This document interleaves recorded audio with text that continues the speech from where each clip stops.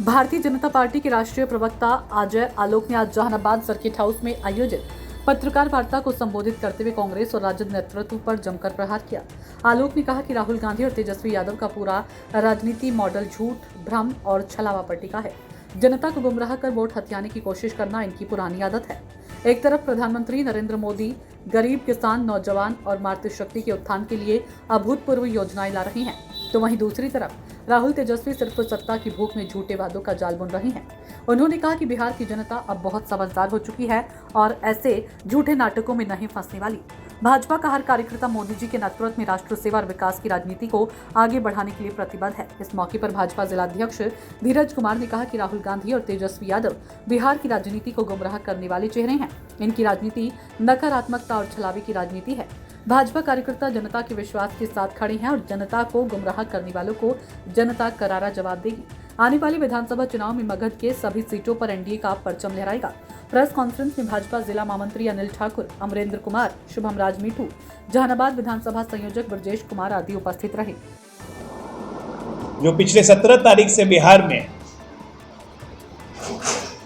एक नकली गांधी द्वारा, नकली गांधी भी कहना बेकार है, उधार के गांधी के द्वारा जो एक फर्जी वोट अधिकार यात्रा चलाई जा रही है, उसका उद्देश्य क्या है ये समझिए। ये समझना बहुत जरूरी है। वोट चोरी वो बोल रहा है जिसके खानदान ने वोट चोरी आज तक की। पहली बार इस भारत के इतिहास में कोई अयोग्य हुआ प्रधानमंत्री वोट चोरी के आरोप में, जिसको अदालत ने किया, वो थी उनकी दादी स्वर्गीय इंदिरा गांधी। इसी परिवार के उनके पिता राजीव गांधी और फारूक अब्दुल्ला ने मिलकर 1987 में कश्मीर में वोट चोरी किया। उसके बाद लगातार कश्मीर आतंक के साए में रहा। इसके भी कारण वो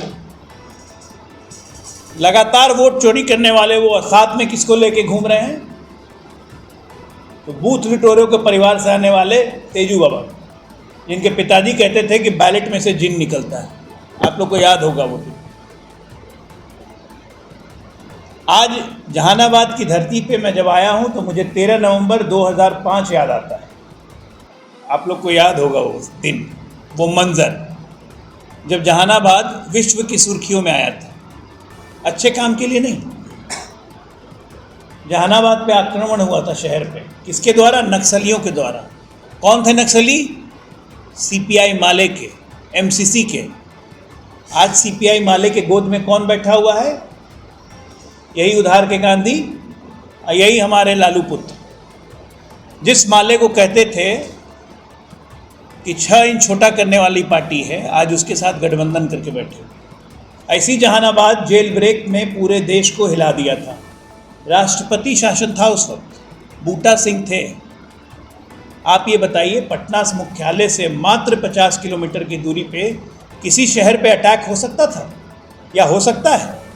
कोई सपने में सोच सकता है कि 2005 आज से मात्र 20 साल पहले इस शहर की ये हालत थी कि 300-400 माओवादी का नस्ला आया, जेल पर अटैक किया, अपने कैदियों को छुड़ा के ले गया? क्या ये शासन जहानाबाद चाहता है दोबारा? ऐसे लोगों को रिप्रेजेंटेशन क्या चाहता है जहानाबाद? और ये लोग घूम रहे हैं आज वोट चोरी का आरोप लेके, जो खुद जीवन भर वोट चोरी करते रहे, बूथ लूटते रहे। क्या चीज़ के लिए कुख्यात था जहानाबाद? कि चुनाव में बम चलेगा, गोली चलेगी। लोग यहाँ पे तो कविता भी गाते थे, बंदूक की गोलियों से छन छन के आता है चुनाव, बम के धमाकों से चल चल के आता है चुनाव, अजब है चुनाव जहानाबाद का चुनाव।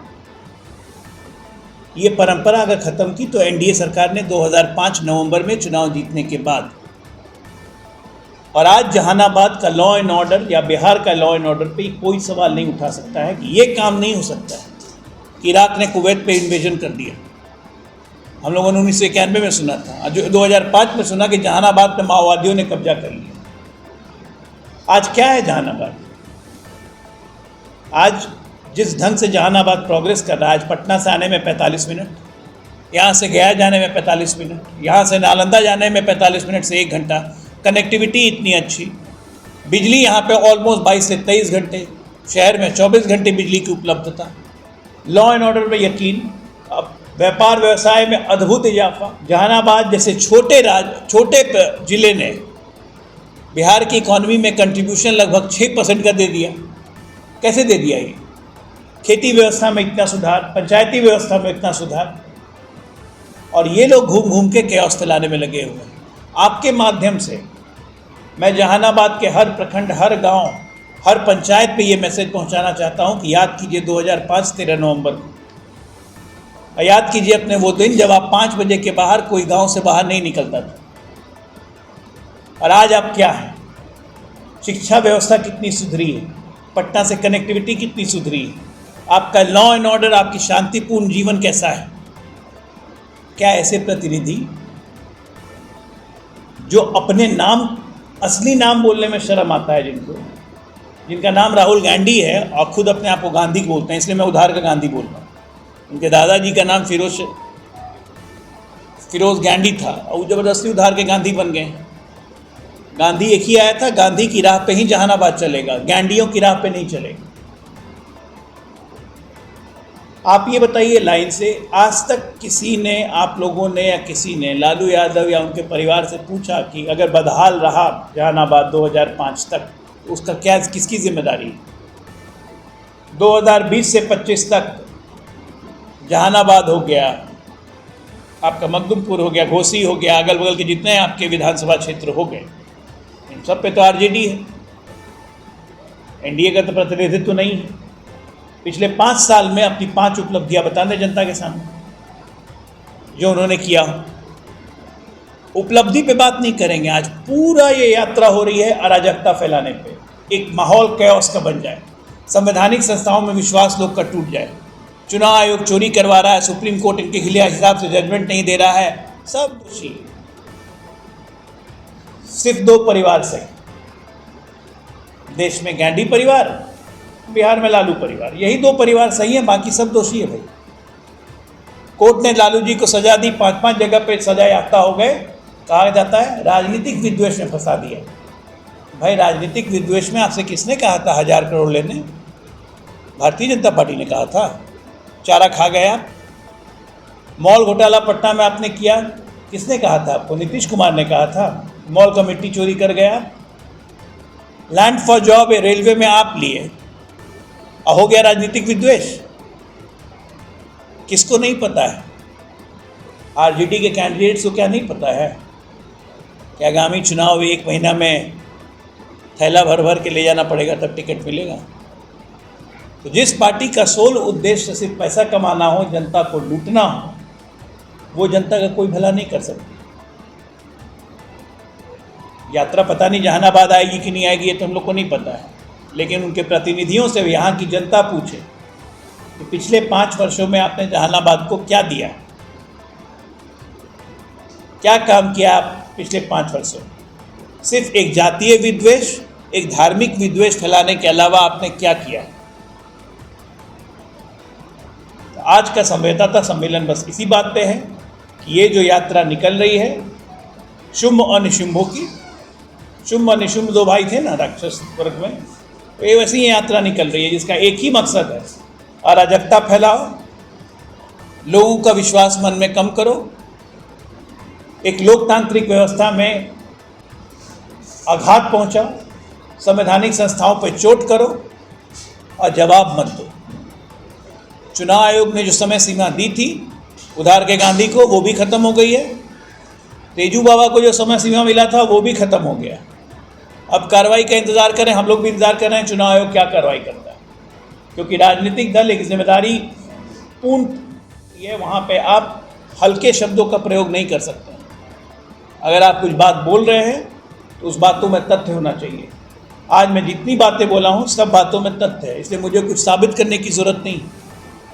अगर मैं उधार का गांधी बोल रहा हूँ तो ये भी सच्चाई है, अगर मैं ये फर्जी यात्रा बोल रहा हूँ तो वो भी सच्चाई है। और बिहार के लोग, जहानाबाद के लोग राजनीतिक रूप से इतने जागरूक हैं, आप पत्रकारों को बताने की ज़रूरत नहीं है। आपने मुझसे ज़्यादा चुनाव यहाँ कवर किया है। क्या कोई आदमी किसी का वोट चोरी कर सकता है? यहाँ पे कोई कोशिश भी करेगा ना तो यहाँ की जनता उसे थूर देगी बिहार के शब्दों में। तो वोट चोरी तो होगा नहीं। आप ये कहिए अपनी अवश्यंभावी हार से, जिसमें आपको हारना तय है, क्योंकि 2025 एनडीए 225, आप पहले से उसका ग्राउंड बना रहे हैं। कि हम चुनाव क्यों हारे। चुनाव तो आप लड़ नहीं सकते, तो आप चुनाव आयोग से लड़ेंगे। सुप्रीम कोर्ट राम मंदिर पर फैसला देगा तो आप सुप्रीम कोर्ट से लड़ेंगे। तो आपकी ये तो आदत हो गई है साहब, रिकॉर्ड बना लिया आपने हारने का। 96 चुनाव लगा के लगातार हार के आप Guinness book of world record में आने वाले हैं। सफलताओं का मिथक हूँ, असफलताओं का शतक हूँ। मेरा नाम राहुल हूँ, मैं राहुल गांधी हूँ। तो छोटे गांधी इसी तरह से घूम रहे हैं, तेजू बाबा घूम रहे हैं, तो बूथ लुटेरा और वोट चोर की फौज साथ में घूम रही है। तो जनता सावधान रहे इनके इंटेंशन से। आज का मुख्य उद्देश्य यही था कहने का। कौन सी बड़ी बात है इन लोग पे? आपको क्या लगता है इन लोग पे FIR होना, तो इन लोगों को कोई फ़र्क पड़ता है क्या? इतनी मोटी चौड़ी हो चुकी है। राहुल गांधी 4 बार तो सुप्रीम कोर्ट में माफ़ी मांग चुके हैं, कोई असर पड़ा? वो तो ये मान के चलते हैं कि मैं कुछ बोलूँगा, झूठ बोलूँगा, ये करूँगा, वो करूँगा, बाद में मुझ पर FIR होगा, केस होगा, मैं जाके सुप्रीम कोर्ट में हाथ जोड़ के माफ़ी मांग लूँगा, हुई माफ़ कर दीजिए, गलती होगी। थेथर के पिता का कोई इलाज नहीं हो सकता है। थेथर के पेड़ को काट सकते हैं, लेकिन थेथर के पिता का इलाज नहीं हो सकता है।